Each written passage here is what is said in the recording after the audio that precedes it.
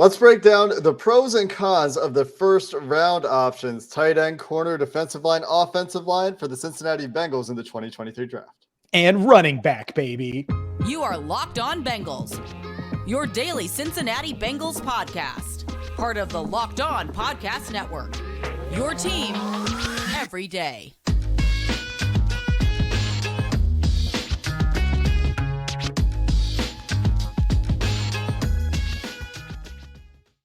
Hello, Bengals fans, and welcome to another episode of the Locked On Bengals podcast. I'm your host, Jake Liscow. We're joined today by Joe Goodberry and, of course, James Rapien, always here with me on Locked On Bengals. We're about a week away from the draft here. Very, very close. We're going to focus in on the first round today. You can subscribe to the Locked On Bengals podcast on YouTube. You can follow anywhere you get your podcast. You can join that first listen club, which isn't an official club, but you get the idea, and become an everyday listener here as we head toward the draft. Tomorrow, we're joined by Brian Calijah, if you want to be one of those everyday listeners. And today, we're going to get into first-round draft targets. There's a lot of them. When you're drafting at the end of the first round, there are a ton of players in play. Zach Taylor recently addressed the media as the Bengals initiated their offseason program, was asked about what he likes in a tight end. Asked a little bit about that pick, talked about going best player available, talked about really an all-round tight end. Very generic answer. The tight ends that are on the team enable the Bengals to go into the draft without direly needing to draft a tight end to play immediate snaps, to play 500, 800, 900 snaps this year. 900 would be a very big number. But they could still draft a tight end in the first round. So let's start there. The vibes, a word on the street is that the top two tight ends in the draft, Dalton Kincaid and Michael Mayer, may not make it to the Bengals pick, especially Kincaid, who seems to be getting mocked top 20 constantly right now. But Michael Mayer, the local kid, could still be in play, although, again, the vibes are very strong to Dallas right now for Michael Mayer. But let's talk about this idea of first-round tight end, given what we know about this class in general, what we know about Michael Mayer. And Joe, let's start there with Mayer. What are you thinking from a pros and cons perspective to using your first round pick on Michael Mayer as it shapes the rest of the draft too? Really, my only con is the value of the position. You know, the history of maybe the way to maximize drafting a tight end is in the mid rounds, second to fourth round, if you will. Spending a first-round pick is probably waste of an opportunity to draft a premium position, whether it be pass rusher, offensive tackle, corner, whatever you decide. But there's definitely more impactful positions or more premium positions available at that slot. So if you do make that pick, that's really the only negative for me if it's Mayer. The high-end positive part of it is he's an extremely clean and safe prospect from a lot of perspectives, whether that's production, athleticism, testing, and even the film and everything else that you may throw in there, and being a local prospect and all that, and how he would fit this offense, I think would be a great fit as well. I think he would be a plug and play, probably 700 to 800 snaps, just because you brought it up a minute ago. A guy right away and would be your tight end one. I know Irv Smith said he's excited to be the starting tight end, but when you spend a first round pick, that guy is now your starter. And Irv Smith has seen that before, as he's been replaced countless times now in his short career by better, higher pedigree tight ends. I think Mayer would be, to me, like a B-plus pick, and only getting weighed down because of the value of tight end. What stands out about him when you watch him? Like what if they take him at 28, what's your initial tweet or two that you're sending out? Like instant thoughts, instant reaction about adding him to this roster? He's the best tight end they have since Tyler Eifert, prime Eifert, 2015. So, I would instantly see it as an upgrade to this offense. Even though they've gotten decent production out of the tight ends the last couple of years with Joe Burrow at quarterback, I still think there would be a whole nother level. There's a lot of meat left on that bone, in my opinion, especially in the games where the defenses are saying, we're going to take away, or at least attempt to take away, Higgins and Chase. You got a guy over the middle that can do a lot of damage and be force-fed a heavy volume of targets if the game calls for it. So I would say the offense gets more dynamic, it gets better, it gets more reliable at that position. But also at the same time, looking at him specifically, I think for an average to maybe even above average athlete, I think he understands how to run routes. He understands his body composition. He knows how to get in and out of breaks and maximize what he does have. I think he does have good quickness off the line. I think he breaks in and out at the top of routes really cleanly and really well, and his hands are very good. And if I'm looking for a receiving option, a guy that has seen this volume of targets and has run from the Y position, from the slot, from out wide, and been relied on in heavy situations or in third down, red zone, like that's what I want out of a first-round pick. So he checks those boxes as a receiving tight end, and he's a good enough blocker, especially in this class, that I think is lacking that. He was a star at Notre Dame. Really liked the Josh Norris, Hayden Winks breakdown of Michael Mayer, Underdog Fantasy. They did a good job pointing out early declare, dominated a Notre Dame offense, like high-end school, right? Was a high-end prospect, did all these things, and then wasn't an elite athlete. And that's the question with Mayer is, are you missing out on athletic upside? Even Darnell Washington, who people will tell you on tape moves worse than Mayer, tested like a very, very high-end athlete, beat out Mayer in, I think, every test. Sam Laporta tested like a better athlete. Tucker Kraft tested like a better athlete. Dalton Kincaid on tape appears to be a better athlete with more upside in the receiving game. Luke Musgrave tested like a better athlete. There are a lot of guys that you could look at and say, well, should they wait on tight end? And that's the other part of the conversation where there's certainly a scenario where Michael Mayer kind of forces your hand because he's available and some of the other guys we're going to talk about are gone. But that's the other part of it, right? Is when you look at some of the guys that could be second round options, then you're weighing and talk about the value of the position and the history of the position, where a lot of times, these guys that are at the top of the league are not first round picks. They're just often good athletes that are picked a little bit later. How does that play into your decision making, Joe? If I were to set a rule for drafting, and I try to do this in my mind every year, like, oh, well, you shouldn't draft a running back in the first round, things like that, right? One of my tight end rules would be give me the most athletic guy in the mid rounds and let's roll the dice, because I still feel like that's the best chance of finding a star tight end without really risking much, right? You spend a third round pick on a guy that's a really good athlete, if Tucker Kraft's still there, or a second round pick, if Laporta or Musgrave, or even Kraft, I guess, is in that range. I like those options better than I do taking Kincaid or Mayer at 28, because if you could say I get Laporta, Musgrave, or Kraft at 60, and some of these other guys we're going to talk about at a more premium position at 28, I like those options much more than it is Mayer at 28, and then come back in round 2 and it's okay. We're hoping, there's still somebody that's a top 45 player left on the board. Maybe the value doesn't exactly line up. Maybe that's running back territory. Maybe that's, hey, DeJuan Jones is still there. Great. That sounds awesome. But if we're looking at it cleanly, round 2 is the place where I don't like a lot of options outside of tight end and maybe a corner because it's a strong class.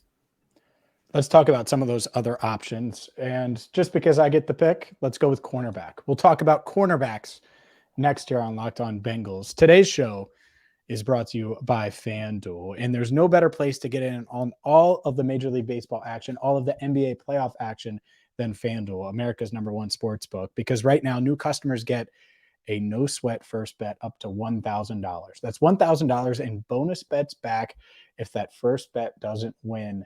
FanDuel, home of the no-sweat first bet. Well, you could start cashing in today on same-game parlays. Maybe you like the Lakers. Maybe you like the Warriors to come back down 0-2 to the Kings. You can do all of those things and so much more with your no-sweat first bet at FanDuel. So go to FanDuel.com/LockedOn today to get your no-sweat first bet up to $1,000. That's FanDuel.com/LockedOn. FanDuel, official partner of Major League Baseball.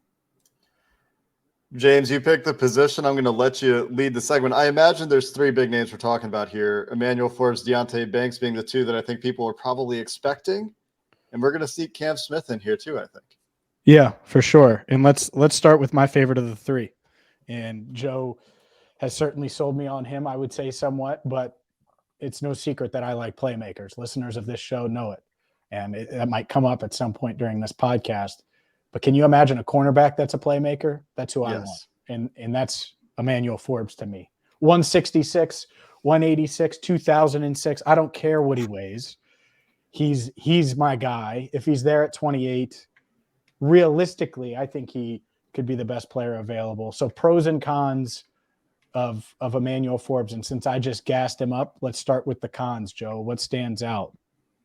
So he is thin, and it does show up at times on tape because he doesn't mentally always understand that he's only 166 pounds. He said he played at 173 last year in a recent interview. He was 170 at his pro day. We should at least say that. There's some fluctuation or standard deviation there in his weight, however you want to put it. But he doesn't always mentally realize he's small. And I like that. There's some dog in him, especially if you're, as the kids say. He's going to run head first into guys. He's going to take on blocks and try and throw guys off of them. He's going to go in and go head first right into Jahmyr Gibbs. That you'll see that highlight and really stone him. And so, maybe a 230-pound back is going to be a different story for Emmanuel Forbes. But at the same time, in the SEC, playing 750 snaps every single year of the last 3 years, so I imagine he was even lighter when he was a 19-year-old out there playing. It never affected him other than he comes up against a bigger guy and he doesn't realize he's the smaller guy and he gets thrown around a little bit, but he's still fighting through it and trying to make a play. I appreciate that. And if that's the negatives of him, there's also, he's a little bit high cut, meaning sometimes getting in and out of breaks. He's only just under 6'1", but his wingspan as of a guy that's 6'7", and I think his legs match that as well.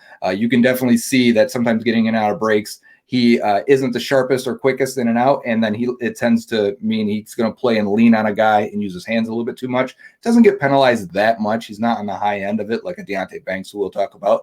But you do see it at times where he walks the line of fair and foul. But I think that kind of matches the who I think he could be, and I think it mostly comes to like a Richard Sherman who did that as well, an off cover 3 type corner with tremendous ball skills, intelligence, but would walk that line of what's fair and foul at the top of the route where he could get his hands on a guy. So I think Forbes, that's, those are the negatives of it. The positives are he's a great athlete. He has tremendous ball skills, as good as anyone I've ever scouted at corner. And I love watching the corner position. He is as good as I've seen. The ball in the air is not 50-50. It's probably 60-40 in advantage of him on go routes and everything. It's really scary to throw his way. And you can see offenses in their game plan just say, we are not going to do it. We are not going to test it. It is too big of a risk to throw towards him. And I think he's actually a really good run defender and tackler despite being small. When he can be, right? The technique is there. The willingness is there. The want to is there. You talked about that as, not always having that cognition that, oh yeah, I'm 170 pounds sometimes when some guys are a little bit bigger out there, but the want to is there. And if he can add weight to his frame, and looking at him, I think there's some room to add weight to his frame. I think that thought probably exists in the NFL as well. Then some of that will diminish a little bit given the way he plays. You talked about ball skills. So I know you love ball skills. I know that's your number one thing for corners. I imagine that's the biggest differentiator between he and Deonte Banks for you, right? Because Banks also tested like a good athlete, has a good production, tests like a crazy good athlete, I should say. Not just a good athlete, 10 RAS, most athletic corner kind of testing we've seen. What is it? The ball skills? Is that the big differentiator for you between those two guys? Is there something else? So ball skills are a big thing there. And I'm not sure Banks actually gets the opportunity. He's in a lot more man coverage, press man situations. And sometimes when your back's to the ball, you don't have a chance to play it, right? So percentage-wise, I think Forbes gets more opportunities to play the ball, but why wouldn't you? Because he's so good at it. With Banks, he's more of he can play a lot of press man, very smart in zone. I think that those two share that. To me, not just the ball skills. It is the willingness to tackle and play the run as well. Banks struggles there. He is, honestly, I think a poor run defender, a good tackler, but he picks and chooses when to tackle. All right, I'm going to be able to get this guy down, or I have to. He will tackle. But otherwise, he's not going in there and squeezing that hole. He's not going in there and making it harder on the running back. There are a lot of plays where I'm like, you have outside contain here, and you're letting that running back go right by you. People were upset with William Jackson on a couple of those. You're going to see that with Deonte Banks. And I've got highlights on Bengals on the Brain, depending on when you're listening to this, where we go over Deonte Banks, and you're going to see this a couple times where it's like, man, you got to get in there and get in that run a little bit more aggressive and a little bit harder. And he's the bigger guy. but he doesn't have the length of Emmanuel Forbes either. So I know we'll talk about weight a lot with these guys, but he's not as long as him either. And I think that causes him to lean into guys at the top of the route, and he's an often penalized corner and one of the highest in this class. So I think there are issues in his game. I don't think it's as clear cut that he's a number 4 guy. And if you look at history, there should only be 3 corners drafted before the Bengals are on the clock, but it's a strong class. I think 4 could happen. Maybe it starts at like 22 or so in those few picks right before the Bengals. I think that means it could be Deonte Banks and Forbes on the board when the Bengals are on the clock, if it goes by history. It would be interesting. And another guy I know you like, and you mentioned weight, Cam Smith, 180 pounds, especially if Emmanuel Forbes played at 173. It's pretty close there. Obviously, you'd want both guys to weigh more in an ideal, perfect world. But since we're continuing the cornerback conversation, let's continue with ball skills. I know you like that from Cam Smith. What else stands out about him, and why do you think he could be in play at 28? I do. He comes out really good profile overall. And in South Carolina, that has produced a lot of corners too. And I think actually both their guys, Darius Rush is probably going to be a nice mid-round target as well. The scheme really knows how to use these guys, doesn't leave them exposed too often. There are times where he will be in a press man situation, and I don't think he's getting much help from the safety over top, because you see him bail quickly and really want to get to that deep third and not get beat deep. But I think his ball skills are great. He gets his hands on a lot of passes. There's a play in particular, and I can't remember the opponent, but he goes up and he bats the ball away. The receiver ends up almost coming down with it, and he bats it out again. And it's like, man, like you've got me hooked right then and there. And then I see him playing some slot as well and blowing up a screen pass. And I'm like, man, that's some Mike Hilton stuff. Like, he will tackle. He's willing. He's small, so he's got similar issue to Emmanuel Forbes, but he's definitely willing to stick his nose in there. I think he is hit or miss as a run defender and tackler. I'm going to say this a lot, and I know a lot of people are going to be like, well, you're meant to cover. A corner is supposed to cover. The trait that I have found that to lead me astray when looking at corners and they don't work out in the NFL is when they're not interested in always playing the run, being aggressive, not letting a pass even come in their direction, not even letting the run come in their direction. You don't have to be great at it. You just have to be willing all the time, because I think it shows competitive spirit, want to, and I think NFL coaches really value that stuff. So I think Cam Smith fits there, even though he's not great at it. The thing with Cam Smith, though, is I think he does get exposed a lot because he's not getting the safety help. Some of his numbers aren't going to look great when matched up with other guys. Like if we use PFF data and we look at it, sometimes you look at Cam Smith's numbers and you're like, man, a guy like that, does he go in the first round when his man coverage grade isn't very good? Can he do it? And I think on tape he can. So I think Cam Smith overall is like a emergency scenario. Like if we were putting these guys in buckets, all right, the draft went weird. There isn't one of these top guys that we thought and we've talked about for the last few months. Cam Smith could be right on the cusp of that next group. I think a couple other names that we should just mention here at corner that could be break glass in case of emergency kind of names that we don't have time to necessarily do deep dives on. But Kelee Ringo, we know that they've spent some time talking to at the combine. They were present at his pro day, of course. Yeah. Clark Phillips, a lot smaller, 5'9" in terms of height. Probably a slot only guy. Spent time with him at the combine.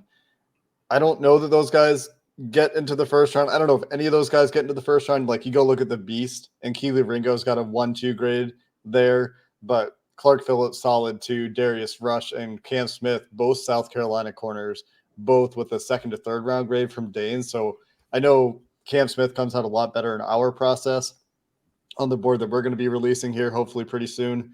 That includes a lot of pretty good players at corner, really deep class there, which could be another reason that maybe you look elsewhere in the first round.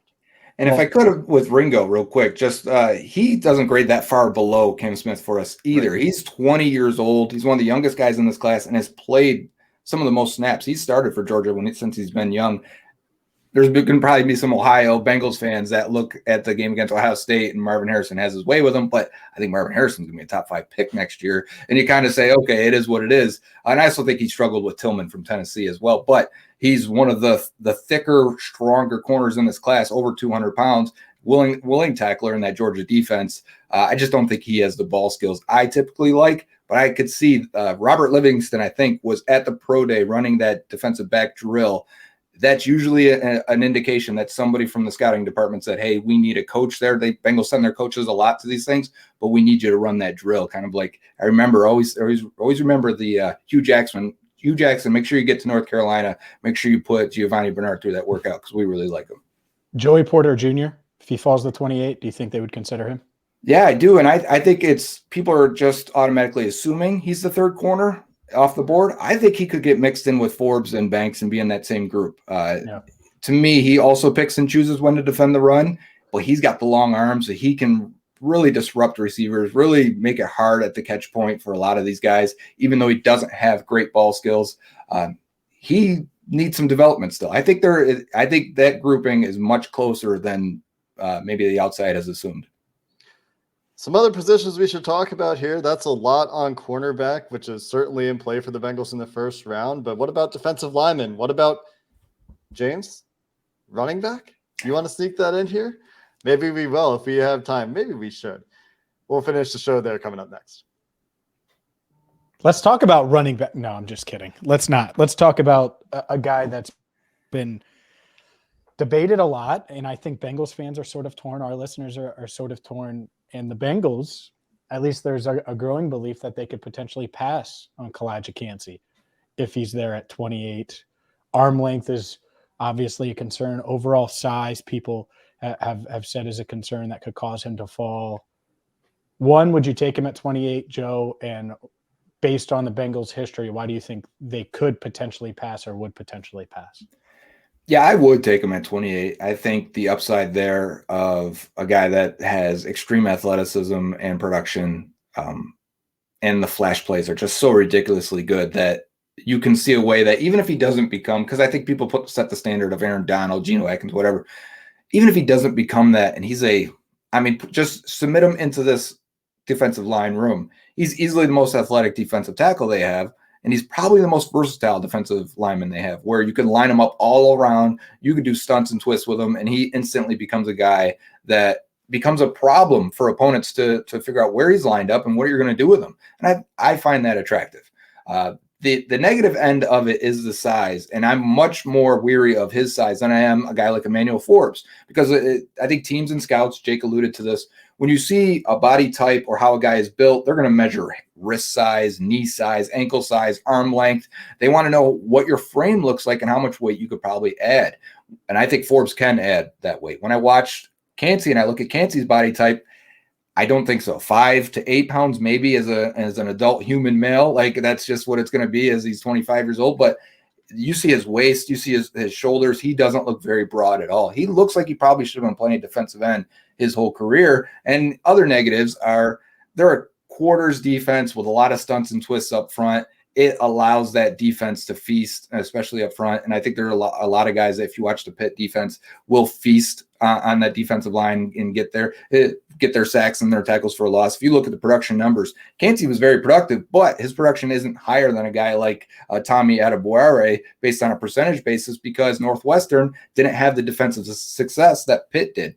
Everyone in Pitt ate at the dinner table, if you will. And Kancey was one of those guys. Now I kind of did the upside of it, but I do think he is a lot stronger than people assume at 280 pounds. He does get under people. Natural leverage when you're 6 foot to 6'1".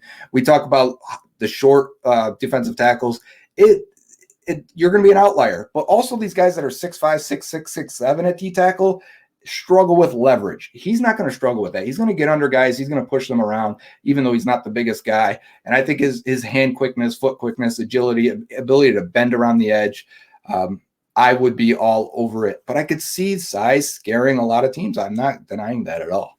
The amount of times that he wins immediately and then has that burst to close the gap on the quarterback is just so impressive on tape. The like teleport reps where it's like, how the heck did he get there so quickly?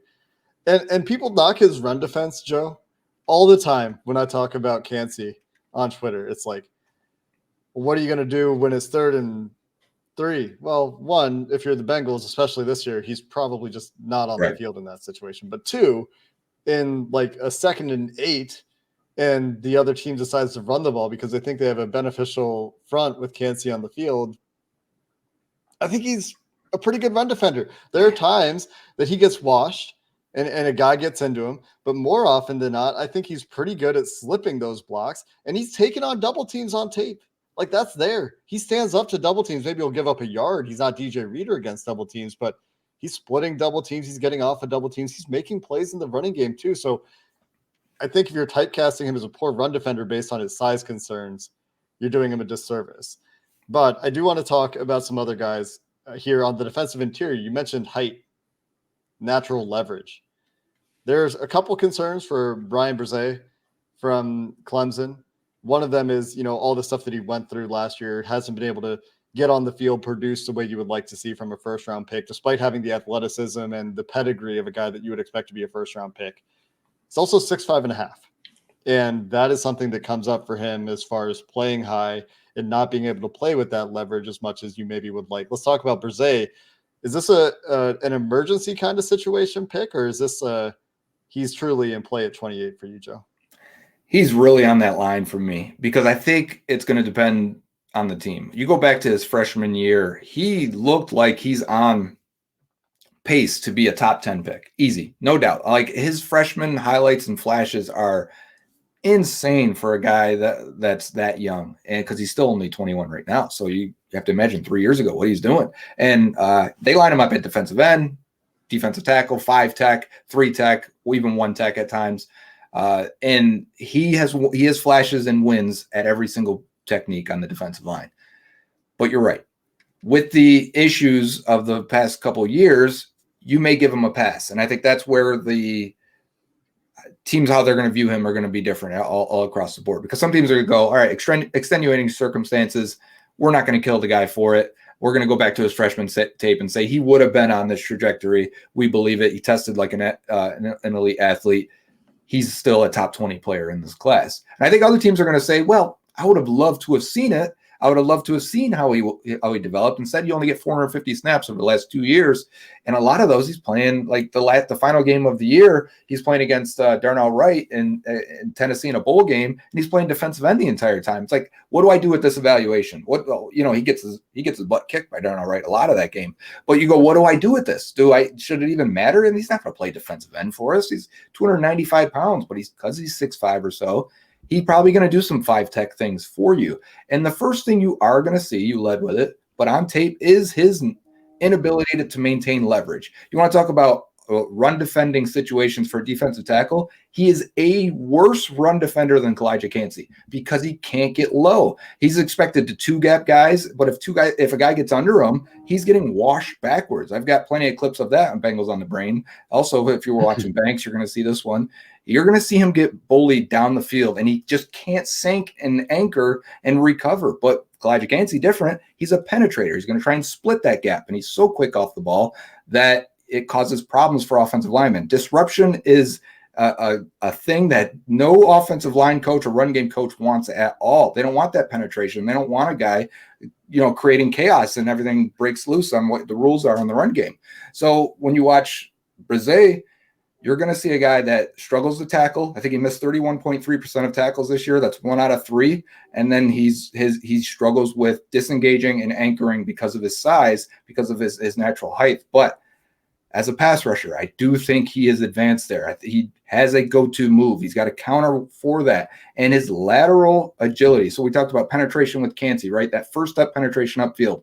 You're not going to get that with Bresee. Different type of player. He's going to try and line up at 1 gap, beat you across the face instantly, and then try to penetrate, because that's his thing. That's kind of like J.J. Watt did the same thing when he won inside because he was such a tall guy. You're not going to be able to be low and win with leverage. You've got to get side to side on these guys and beat them with athleticism. Bresee does that a lot, and I think that's just a different kind of player, can be effective, but he's going to struggle with his leverage.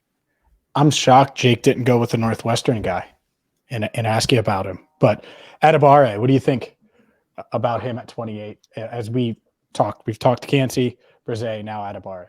Yeah, he may be another situation where it's in case of emergency, break glass, and he's the best guy available because he grades out really well for us. I think he's going to, I want to say Mel Kiper's got him 14th on his draft board now. So don't be surprised if he goes way higher than expected originally, but he killed the Senior Bowl, just flashed consistently. We're talking about a guy who played a lot of defensive end, 5-tech, and lined up in the B gap a lot, pretty split between the three. But if you're going to ask him to make the full transition to defensive tackle, there's probably some development there that has to take place. But we're talking about a guy with crazy long length, 34+ inch arms, insane athlete. I mean, his 3-cone and shuttle drills are looking like defensive back type stuff. To say that guy's going to go into defensive tackle, he's going to grade out as probably the most athletic defensive tackle of all time with those numbers. So pretty crazy. I think a 4.54 40 time. Insane 40. People made a big deal about Kancey's 40, and Adebawore did it at the same weight. Because they listed Adebawore as a DN, and I'm like, no, like, look at this. This is crazy. Like, hard to wrap your mind around it. So when you watch him in Northwestern, they like knew he was the guy, and I think every offense knew he was the guy that you have to worry about. He got a lot of attention, man. There's a lot of plays where he's getting doubled or they're running away from him. They're like, everything goes away from him. Right. It's crazy to watch that. I mean, it's a bad team. Everything goes away from Adebawore. Yeah. And you can do that. So like when you compare raw numbers of like tackles for loss, yada, yada, it's like, they're running away from Adebawore a lot. And he still ends up like a 97th percentile producer in our metrics. So like he kills the athleticism testing, kills the production. And so what do you see on tape? You see a guy who doesn't fully understand his ability. So we talked about Michael Mayer maximizing his. We talked about a few other guys who couldn't, right? Like Sam Laporta. How Emmanuel Forbes understands he's small, while other guys don't realize their size. Adebawore doesn't fully understand what he is, I think, at times. There are times where it's like, all right, man, you got the length, like lock this guy out and use it. And then he just doesn't see the rusher. He doesn't see the ball carrier, and the guy ends up going through his gap, misses a lot of tackles and has for 4 straight years. And I think that's part of it, his vision, understanding, anticipation of where the guy and when the guy is coming through. But then you also see high-end flashes that are crazy, absolutely crazy. I'm talking about he's at 5-tech, and he's jumping all the way inside at the snap, inside of the guard between the center, in a flash, and it's like, whoa, that guy can't even touch him. Like he's leaping 4 yards and beating the guy with a swim move at the same time. And as he stands up and pops up, he's in front of the quarterback's face, and the quarterback's like shook that how this guy just teleport in front of me. And these flashes are like insane, and it's not just athleticism. There was a clip that went around in January at the Senior Bowl where he absolutely blows Jarrett Patterson, the center from Notre Dame, 12 yards into the back, and like the play's over, they blow the whistle. Patterson lets up, and Adebawore finishes him another 4 yards into the pile of players. And it's like, that's like Michael Orr blindside block stuff. I fell in love at that point. Like, I want this guy on my team. I don't care if he's always going to be raw. A guy who's played 1,900 snaps in college may just always be technically raw. The high-end flashes are crazy. A couple other names to mention on the defensive line, and we've gone a little bit long here, so we're not going to get into Miles Murphy at the level of detail we wanted to, but it seems like word on the street is, that the vibes are that he increasingly appears to be in play for the Bengals at 28, the Clemson edge rusher. Similar story to Bresee in some ways in terms of crazy athleticism and pedigree. Doesn't quite line up on the field. Isaiah Foskey, Notre Dame, I think should probably be a break glass in case of emergency kind of thought for the Bengals at edge there. I do wonder about their willingness in general to spend a first-round pick on any defensive lineman. They've not done it much. We've talked about that a lot in their recent history. So that's a question for all of these guys. Do we want to open the Jahmyr Gibbs box real quick, James? No, it's fine. I mean, I've covered it plenty. But, Joe, are there any other guys? We've said the break glass in case of emergency scenario. Any other guys that you don't necessarily project at 28, but could potentially be under the radar for 28?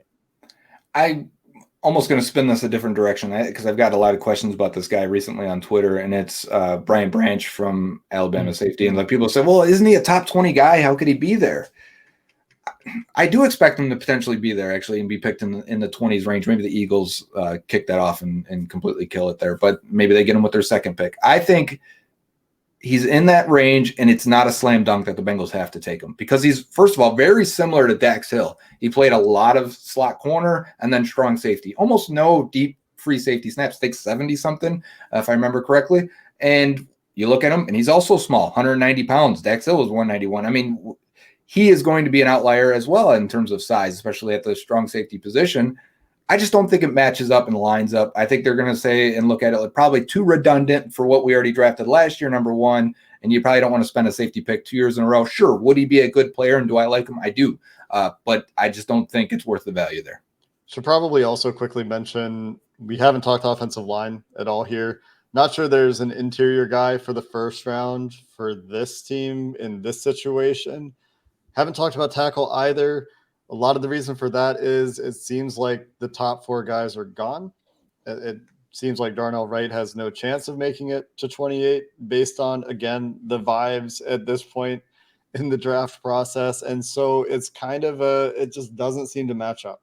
But Anton Harrison, DeJuan Jones, a couple guys you could talk about in terms of that break glass in case of emergency scenario. And maybe a guy falls, but the general quality of the class is such that guys are getting pushed up, I think, especially at tackle, such a premium position. And the guys that are going to be available at 28 just aren't going to be guys you're necessarily comfortable with. James, what were you going to say? Broderick Jones, fall, let's go. But yeah, you're right. It's not going to happen, right? That's how you cover the tackles. He's the most likely to fall, in my opinion. And sure, if that happens at 28, well, guess what? I think they would take him over Calijah Kancey and anybody. Let me make sure, but anybody we just talked about, I just don't. No, I agree. But of the guys, if we did spend 30 seconds here, I don't think any of those top guys are going to end up being there. We originally hoped Darnell Wright. I think people see him as a clean right tackle, instant plug and play starter. He could go 17 to the Steelers. I think it was just reported today he's got a top 30 visit with them, one of the final ones. We carry a lot of weight with those when Bengals reports come out. But I would say Anton Harrison, DeJuan Jones. Sounds like DeJuan Jones is closer to 60 than he is 28, just based on the vibes of the final week, which is when I start to agree with some of these things or see clarity. Anton Harrison, I don't see what people see when in terms of a lack of anchor or anything like that or strength. I think he's got great grip strength. I think he's a really good run blocker. The problem is he's a projection completely because Oklahoma's RPO heavy offense and he doesn't play right tackle. So could you move him over there and get a quality right tackle out of him? I just don't see it lining up and matching up. A lot of guys in play at 28. Even still, at this point, some of these guys are going to be drafted. Some of them might not get drafted until 10 picks later. That's the way the draft goes when you're picking at the end of the first round. But we got to cover a lot of ground today. I think this is going to be an episode that'll be really interesting to look back on in a week or I guess 10 days or so after the draft to see where some of these guys go and see how these careers play out. So that's going to do it for this episode of the Locked On Bengals podcast. You can find Joe and all of his draft content on Twitter at Joe Goodberry, at Bengals on the Brain on YouTube. And we're with Brian Callahan tomorrow.